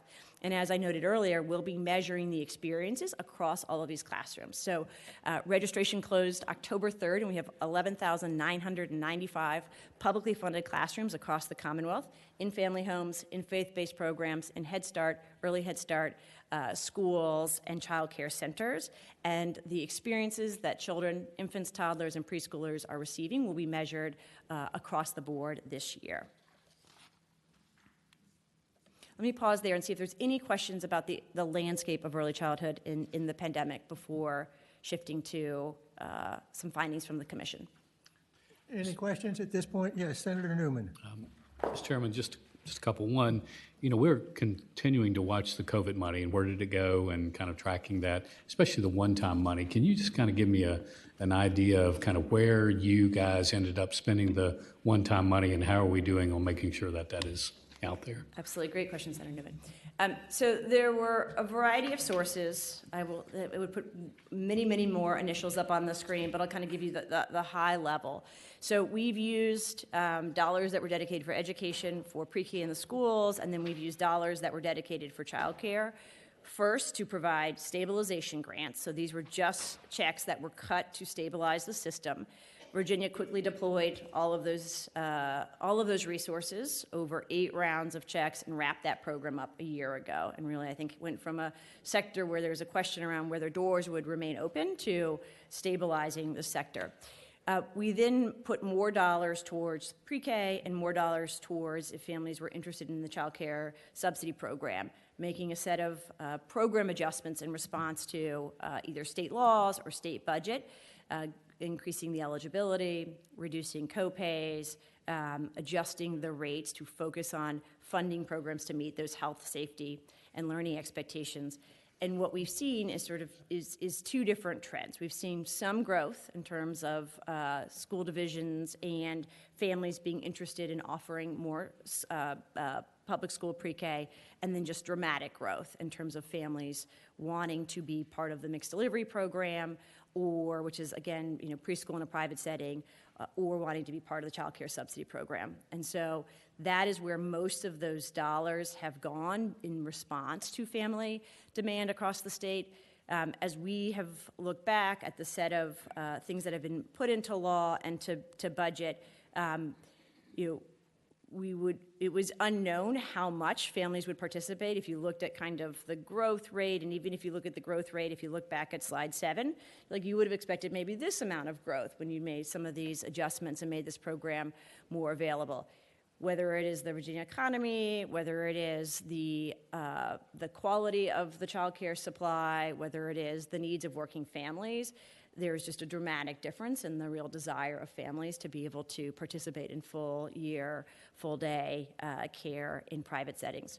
We also thought at the time, and we used some dollars to shore up the efforts to support the workforce, the initiative around providing a direct to child care teachers incentive, and to roll out the accountability system. There was some question back in 2020, well, if you have higher accountability for some of these private settings, well, maybe they won't be interested in paying dollars. Maybe there won't be enough supply. And we just did not see that. We've seen more private providers than ever before willing to take mixed delivery, child care subsidy, or even the VPI community provider add-on. And so some of the flexibility has enabled this growth, but really it has been demand from families that has driven most of it. Right. Mr. Chairman, would you just one other question, that is, as you've gone through, can you just help us understand where there's been undersubscribing? In other words, where there's opportunity for more to enter, and also is there also an opportunity for those just over 5 years of age to also take advantage of some of those programs? Absolutely. So I'll answer the first part first. So if we look back on the kind of usage of the funds in recent years, one of the things, we'll start first with child care subsidy. So the General Assembly passed a budget saying that there would be no more wait list, right? And so what it really forced the department, in partnership with the Department of Social Services, to do is any time that there was additional parent demand and there was available supply, you can't get a voucher to nothing. Like, you have to identify a spot in a private child care center. We would continue to adjust up how many vouchers that particular local social service office or community would receive. And it just kept growing and growing and growing because families wanted the service, families got jobs, families got involved in job training or school, and supply kept growing. So we know that we continue to hear there's not enough spots, but there were certainly enough at the time. We saw the same with mixed delivery, where it started as a pilot by this body, and then just the demand for quality preschool in private settings, full day, full year, just grew and grew and grew. And even the last 2 years, we've had communities ask for more slots than are available. We made some changes, this body, made some changes to VPI in recent years, and we even got additional COVID dollars for that. There was more growth. We do have some 3-year-olds that are served, right? There is a real interest, particularly in some of our rural communities where there's no other options, or where it makes more sense. Not going to get into the weeds, but mathematically, kind of mixing ages allows you to fill the classroom and make the most of the dollars, but not huge growth, right? So you offer the ability to serve 3-year-olds. I believe it was 2 years ago. It was 1,000, 2,000. I think we're 3,000, right? A much slower rate of growth. And there's also a lot more flexibility provided for VPI. We have not seen that same growth in VPI. And so the last 3 years running, we've been sort of roughly between $20 and $30 million have not been utilized in VPI, to the tune of between 5,000 and 7,000 slots are just not preferred by parents, or school divisions don't have the capacity to offer those. So that continues to be a situation where there's more dollars allocated to one particular program than the other, and the department does not have the flexibility to move them from one to the other as it stands right now in Virginia law. As it relates to school age, Virginia is somewhat unusual in the number of kids that we serve that are actually above the age of 5. And so the federal law allows you to serve up to age 13, and so we have a large number of 6 to 13-year-olds. They are not allowed to use those dollars for private school. It is for before or after care or for summers. But it should be noted that they are, because they are school age, they are not actually part of the accountability system. They're not part of the kind of broader birth to 5, but the federal law does allow Virginia to do it, and we've seen demand from families for that kind of after-school summer services. Just to give you a question where you can get back to us later. The VPI, I mean the preschool initiative, over time, there are a lot of jurisdictions, including a lot of the smaller jurisdictions in terms of populations there, that are using all the slots that they are entitled to. What I've seen in Northern Virginia in many instances is that we have not had full utilization of the slots that are available, and it's been a money issue because the local governments have, in some instances, not been able to come up with the money that for their share, and therefore you don't get the state dollars as well. So you cannot put someone in that position. But it's certainly important to be able to have that begin to move at least more aggressively. I mean, we've seen some increases in BPI and some in our area, but what we need to do is to figure out a way in which we can get us where we need to be. And at one of the education summits that we had, the state superintendent for schools, you provided a good bit of data that said if you have the students who are eligible in the programs before they're at kindergarten, they're much more likely to be ready for kindergarten. And if they're ready for kindergarten, they often, in many instances, can be able to make progress throughout their, throughout their elementary and secondary education. Whereas right now, those who do not get that, in many instances, are lagging behind. They're starting behind. They're making as much progress as their more affluent peers, but they don't narrow the gap, and that's something that we need to really focus on. Absolutely, yes, absolutely, Senator. In fact, we know and can predict, if you score in the highest on the literacy indicator coming into kindergarten, 92% of kids in that bucket will be reading on 3rd grade. If you go down to the lowest scores, only 45%, right? So our schools do, in fact, catch up half of those kids, but those other kids, we can almost predict to a T at the beginning of kindergarten.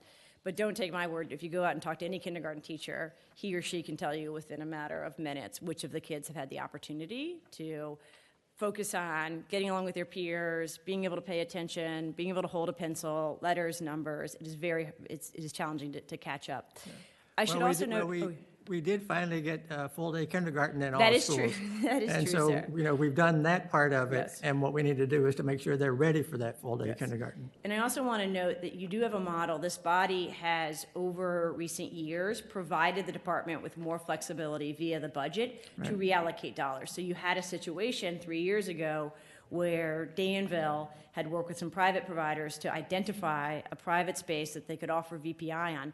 They had already used all of their slots, and you said you had thousands that were sitting unused in Northern Virginia or other areas of the state. We couldn't reallocate those dollars. Now you've given us budget flexibility, so even though we have thousands on the wait list, last year alone we added 800 to communities that were ready to serve, ready to pay the local match, had identified the space. And so that flexibility is really important in being able to enable the department to kind of match where the demand is across the state. Thank you. Yes, Senator Howell. Thank you. I thought I saw Senator Deeds wanting to speak. Yesterday, JLARC had a workforce study about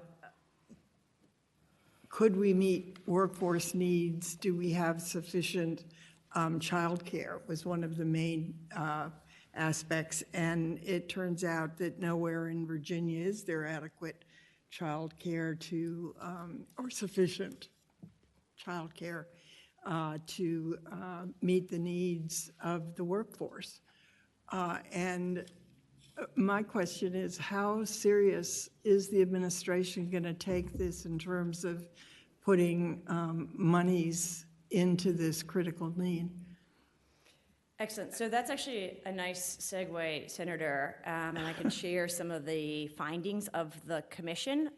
Would you want me to answer that now, or was there another question if you want me to? Or maybe the same, I don't know. Mr. Chair, the question I had was related to that. I mean, it seems to me like the demand for private childcare is the need for full-time, all-day, year-round service, childcare service. And I was just wondering what your recommendations would be to get us to where we could provide adequate childcare in every part of the state, because it's a huge problem one I hear about every single day. Absolutely. So let's move in. Oh, sorry, Senator Hanger. Yes, Senator Hanger. Well, not to interrupt, I had a question related to that I was queuing up here so she could answer it all at the same time. But and I was going to follow up on Senator Newman's question, but Senator Deeds and Senator Howe were on the same pathway. We allocated a significant amount of money during COVID from federal dollars to early childhood education, and we're on a good trajectory now as far as our support for early childhood education. But would you agree that if we're going to sustain that, we're probably going to need somewhere in excess of $300 million, say, in general fund dollars to continue that effort in the upcoming budget? So that's a great question. So the numbers that we've run suggest that there is a gap of that amount. I think what the commission found and what is important to note is, how will the Commonwealth address that gap? And that's a nice segue into the kind of the principles and the strategies espoused by the commission, in recognizing, and Senator Barker and his colleague Delegate Coyner and their foresight around calling for the commission, basically saying these dollars, this infusion of outside dollars, enabled Virginia to take steps to shore up its system. Some of those steps had even preceded the pandemic in terms of the efforts that came out of JLARC in 2017 around improving the quality of programs, and then the consolidation in 2020. And then the commission, which included legislators, private practitioners, parents, business leaders, really said, how will we address this potential gap, right? Recognizing that families and the private sector, and our early childhood partners across the state have demonstrated in recent years that they have built an offering that families are very interested in. So if we can move here to the presentation, I'm not coming back up. So the commission met several times over the course of the summer and heard from Virginia and national experts. It is not moving forward. Did I break it? Perfect, thank you. We heard from Virginia national experts about what Virginia is doing well. We heard, as both Senator Hanger and Senator Howell noted, that there is this impending gap between the demand that families are seeking for these early learning experiences and the availability of funds. And the commission came together and said, what are we going to do about this? The commission first identified, and I'm on slide 10, I know you all have this in paper, identified the key principles for a best-in-class system, recognizing, I think, as Senator Howe and Senator Hanger just noted, the investments made in recent years. The first was the importance of access and choice, and so really emphasizing that parents must have quality options, data about those options, and information to choose quality, and they must have the ability to pay for that child care. As I noted before, child care without public subsidization costs more than college, and many, many families cannot afford it. It also emphasized the importance of how Virginia has shifted to funding children, right, rather than systems, and really configuring out how you can continue to do that. So taking some of the flexibility that we've gotten for programs like Virginia Preschool Initiative, but contemplating how you might provide greater flexibility there.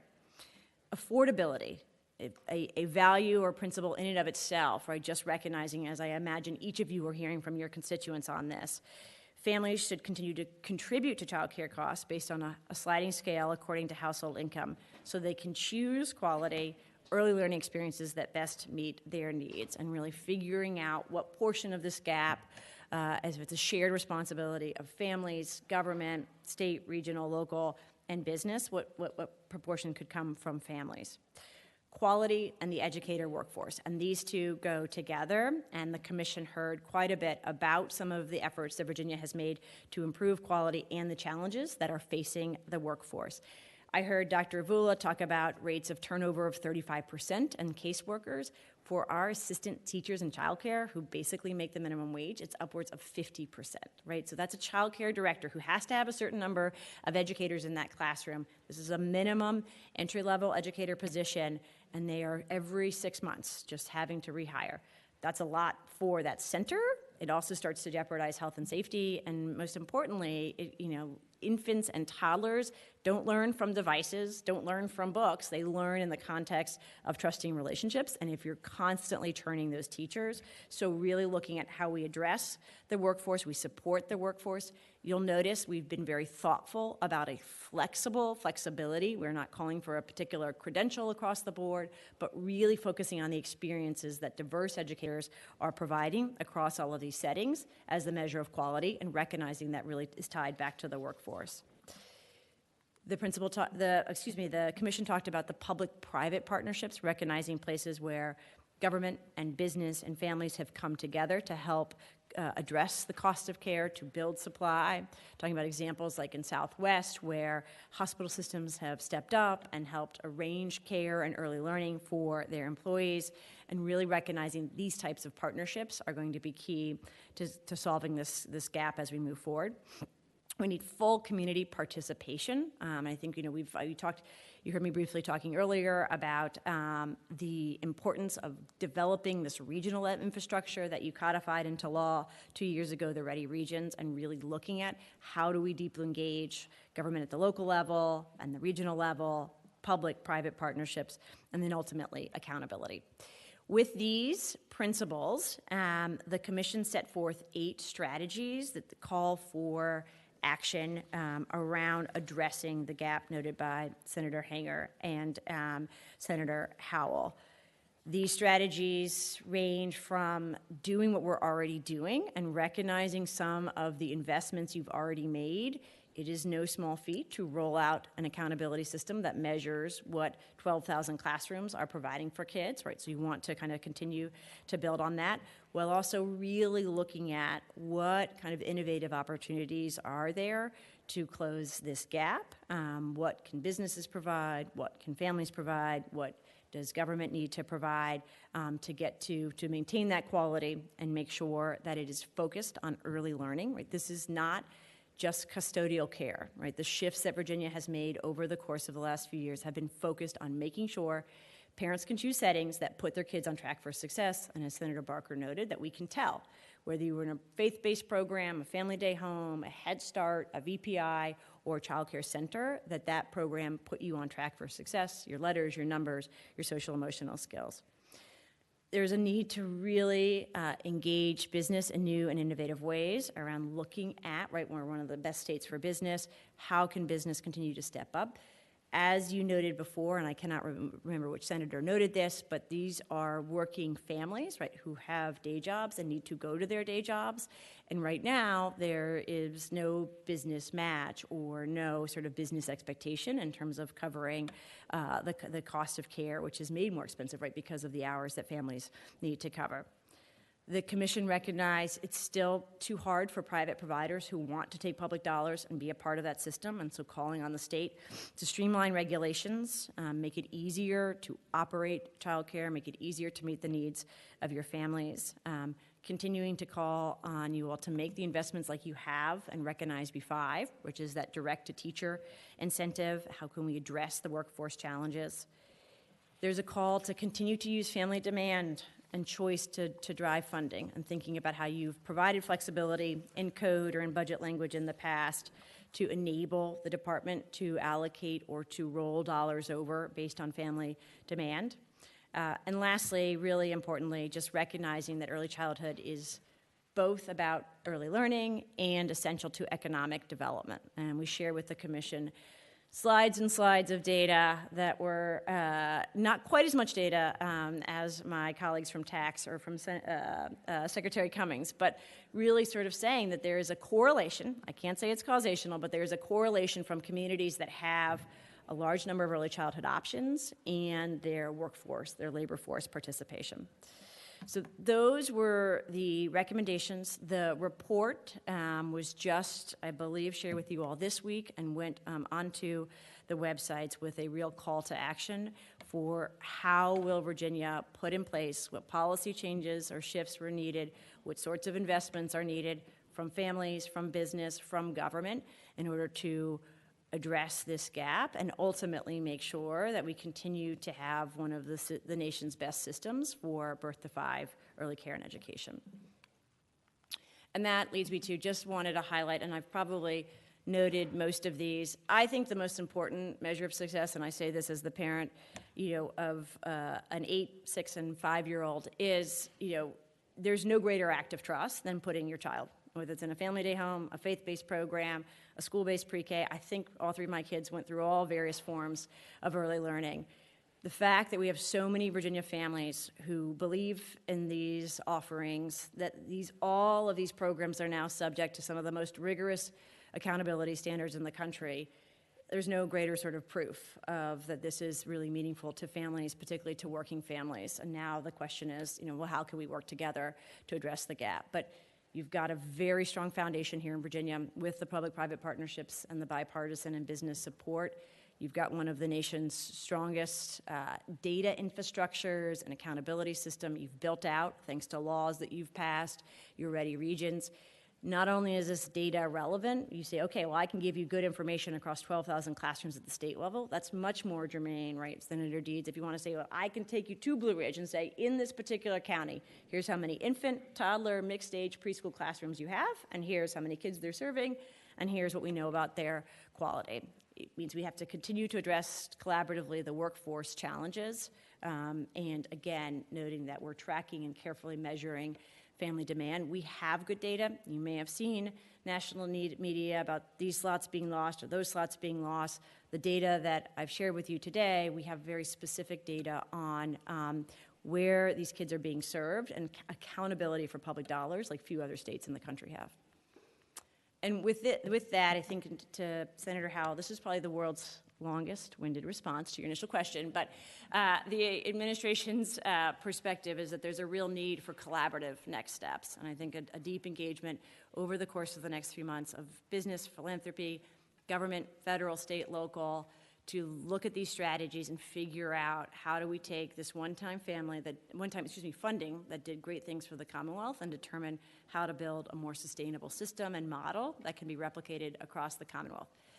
That will probably require some policy actions, right, to make sure that we have adjusted and have contemplated what makes most sense, who should be contributing what the shared responsibility looks like, with this focus on high-quality early learning, right? This is not just custodial care. We are doing this because it puts kids on track for success, and we can document the difference it makes, and then begin to develop and implement those policy and practical solutions in order to address the gap and make sure Virginia is the best state to live, work, and raise a family.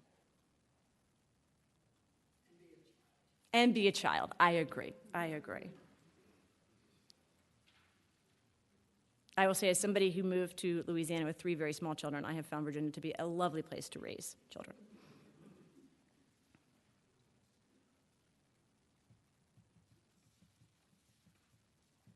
All right, are there any questions or comments? So, Mr. Chairman. yes.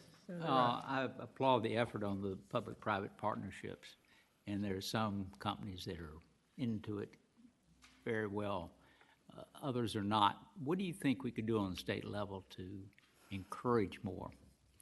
Senator Ruff, that is the multi-million-dollar question, sir. I agree. What we have done right now is really focus on understanding some of those bright spots, whether it's the hospital system in Southwest, whether it's some of our shipbuilding and Tidewater, really to kind of understand what has led business to get more involved, what sort of incentives might assist with that, Are there other techniques to do that? We've also looked across the country at examples of that, where you might have joint matches, business, local, state government, families, and we are continuing to sort of to scour and to identify models now as we speak.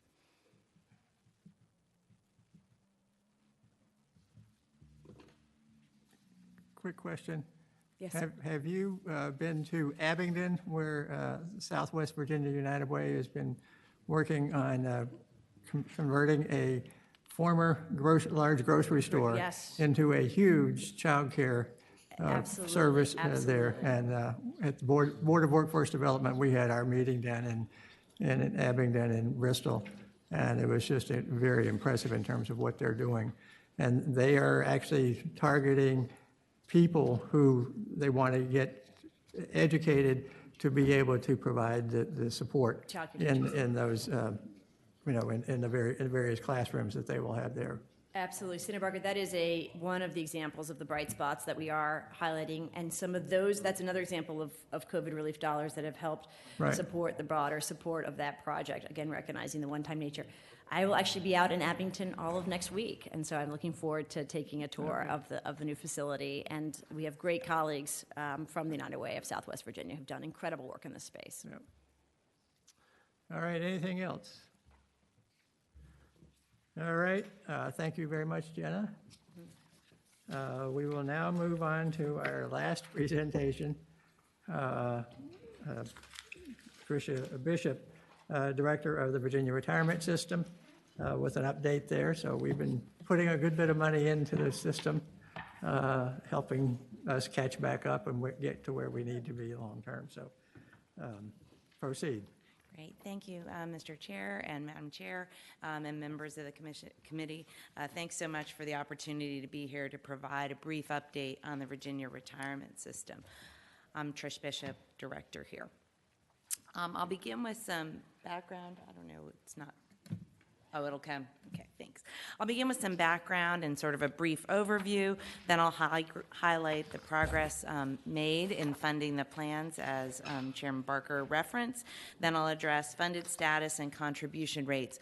One thing I should note, and an important caveat, is that as I move through the presentation, due to the timing of this meeting and our meeting of our Board of Trustees, final results will not be available, but I know some of the information related to contribution rates and funded status is very important to this committee. So we've done our best to provide some draft preliminary information, but it is subject to final review and certification by the Board of Trustees later this week.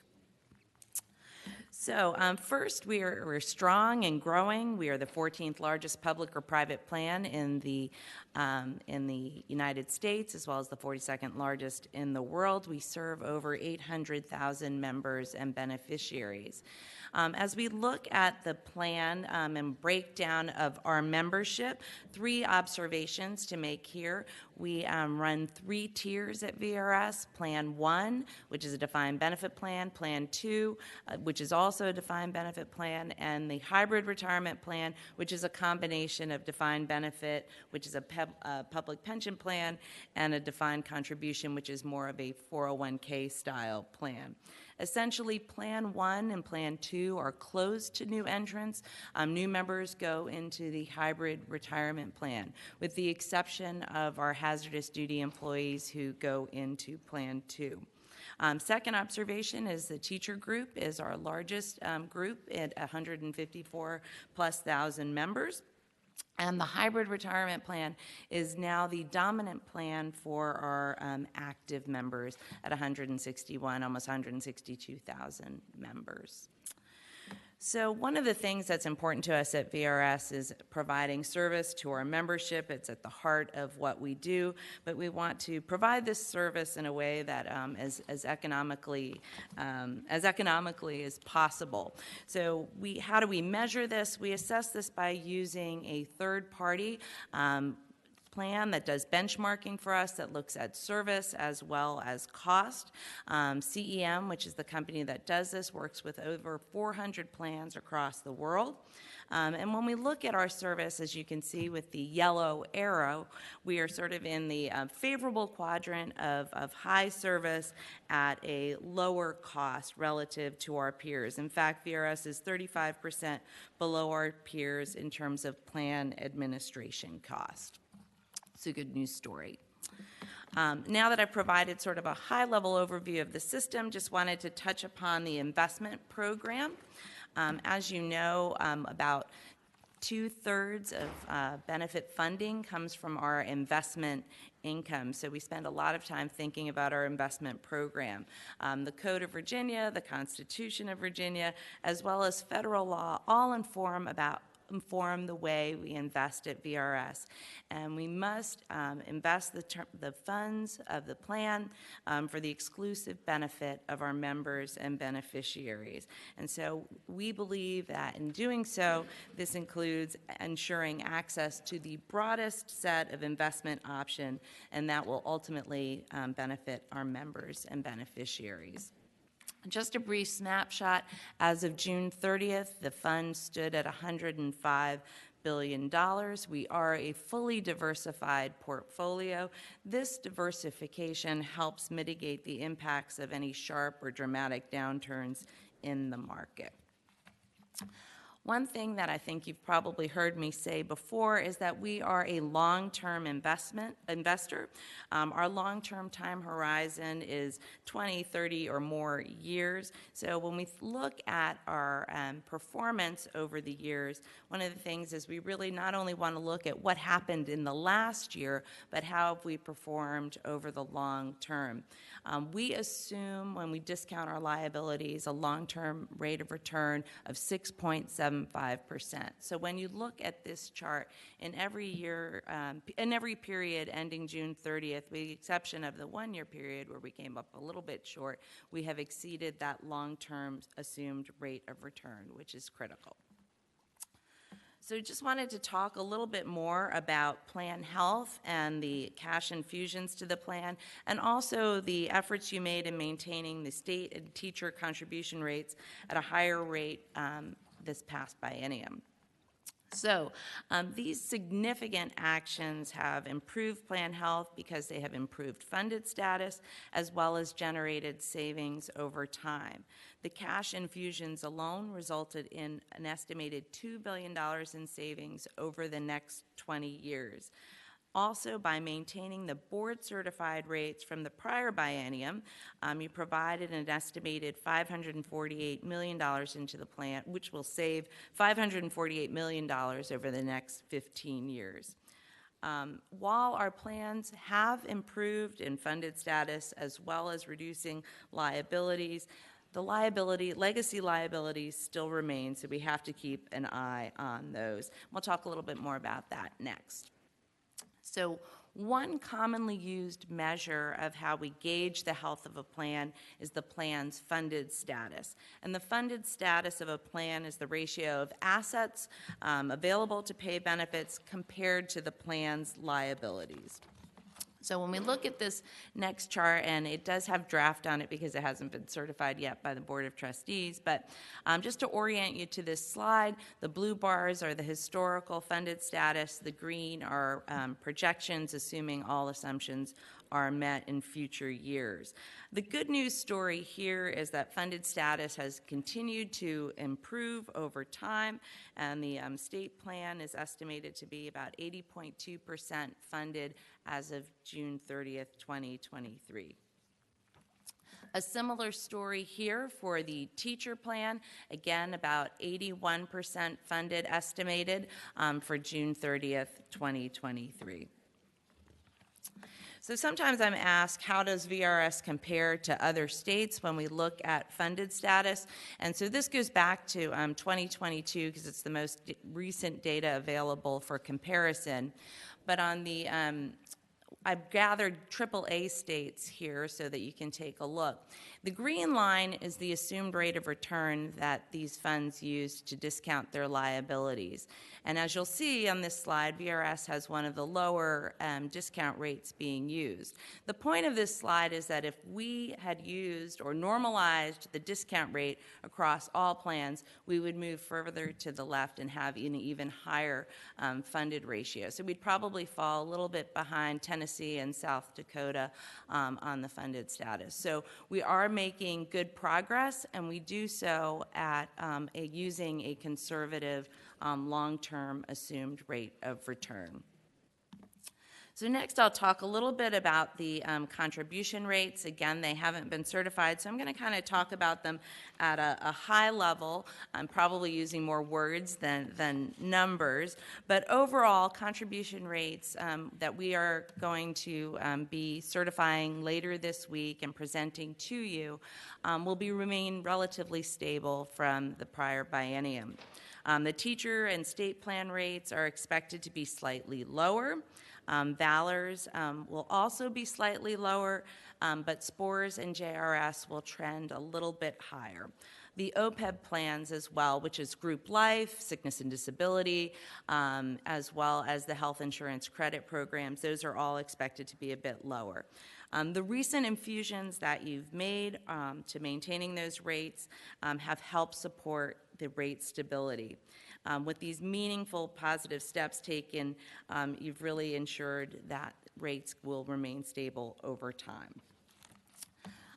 Next thing I wanted to note is that when we've constructed our rates with the plan actuary, the board expects to use a new amortization schedule. We won't be extending the amortization schedule, and that's basically how we pay off those liabilities over time. But the technique will smooth rates across the period, and the good news here is that it gets money into the plan sooner, but it'll also save about $1 billion over the 20-year period. And in the appendix, you can see how that operates on slides 31 and 32. Just covering now, turning to recent legislative changes. Most of them really focused on return to work. Return to work, how we think about that is while folks can return to work full-time with a VRS employer while still collecting their pension. And so the return to work provisions that have recently passed that have historically been in place really related to teacher critical shortage positions, recent legislation, expanded return to work to school security officers, and specialized student support personnel. Importantly, recent legislation departed from the longstanding provisions and shortened the required break in service from 12 months to 6 months. Just for your awareness, the shorter breaks in service can provide incentives for earlier than anticipated retirement. This could change retirement patterns and reduce the time horizon that we have to invest the contributions to support retirees. And this is important because, as I noted earlier, about 2/3 of benefit funding comes from investment income. So without that time for the investments to take place, we will generate some liabilities. So one of the positives of the legislative changes that were made was that to help mitigate the adverse impacts or the potential adverse impacts to the plans, the employer contributions are required for these groups. Also, a sunset provision was put in place, and this allows for us to do ongoing analysis and look at the impacts to the plans. So next I wanted to talk about nationally when I meet with my public plan peers, there's a lot of interest in benefit enhancements. So I thought I'd talk a little bit about some considerations you may wish to think about as you move forward. So as we think about the plan and just stepping back historically, Virginia's implemented a series of pension reforms in order to provide long-term sustainable benefits to members. VRS itself has modified its funding policies to provide greater discipline and oversight.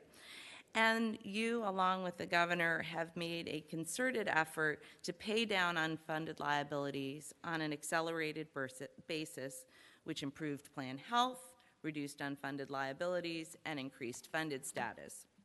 So keeping all those significant efforts in mind, the word of caution is that when you enact benefit enhancements or benefit increases without associated pre-funding, the increases will serve to sort of erode the efforts that may be made. So as you consider benefit enhancements, probably we should use some caution and think about the impacts to funded status and rates that may correspond with them. So finally, I'll just wrap up that the hybrid plan is our largest plan. It creates a shared risk model between the employer and employee. It lowered employer benefit costs going forward. Contribution rates are expected to remain fairly stable, and in some cases are expected to be lower than the current rates.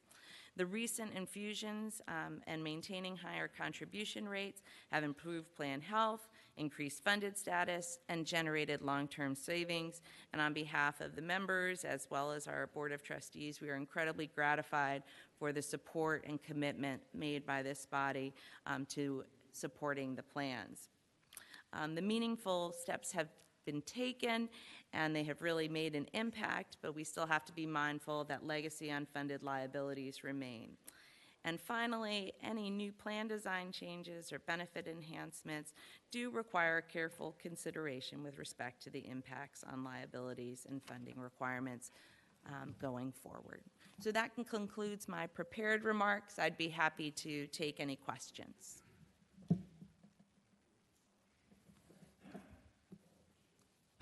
Senator Hanger. Thank you, Mr. Chairman. Back in, I guess, maybe 2016, somewhere along there, working with Delegate Chris Jones, we implemented a strategy to be fully funded by like 2042, somewhere along in there. Are we still on track?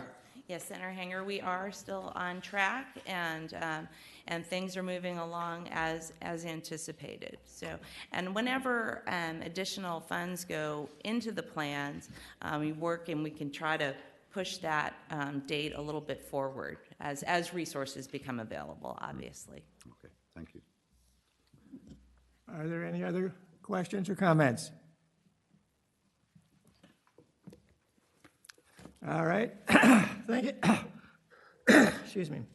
Thank you very much, Tricia, and we will now get ready to run for lunch. So, and our next meeting of the committee is in November, the middle of November, the 15th to 17th, the annual situation that we have there. But we are adding one additional day. So we will start, rather than starting rather than starting on Thursday afternoon and going through Friday morning, we will start on Wednesday afternoon, go through Thursday morning, and then Thursday afternoon, and then Friday morning. So we will have a robust set of presentations that I think will help put us in a position where we can move forward the way we have been moving forward, and that we will be able to get pretty much everybody involved because we need to. So that's clearly one of the things that we need to deal with. And we will doing some discussion on the economy and a variety of different issues. And I will say that I have gotten a lot of compliments on the budget that we did come up with that was adopted in September. And we need to just keep on that path and move forward there. So with that, if there's nothing else, we're adjourned.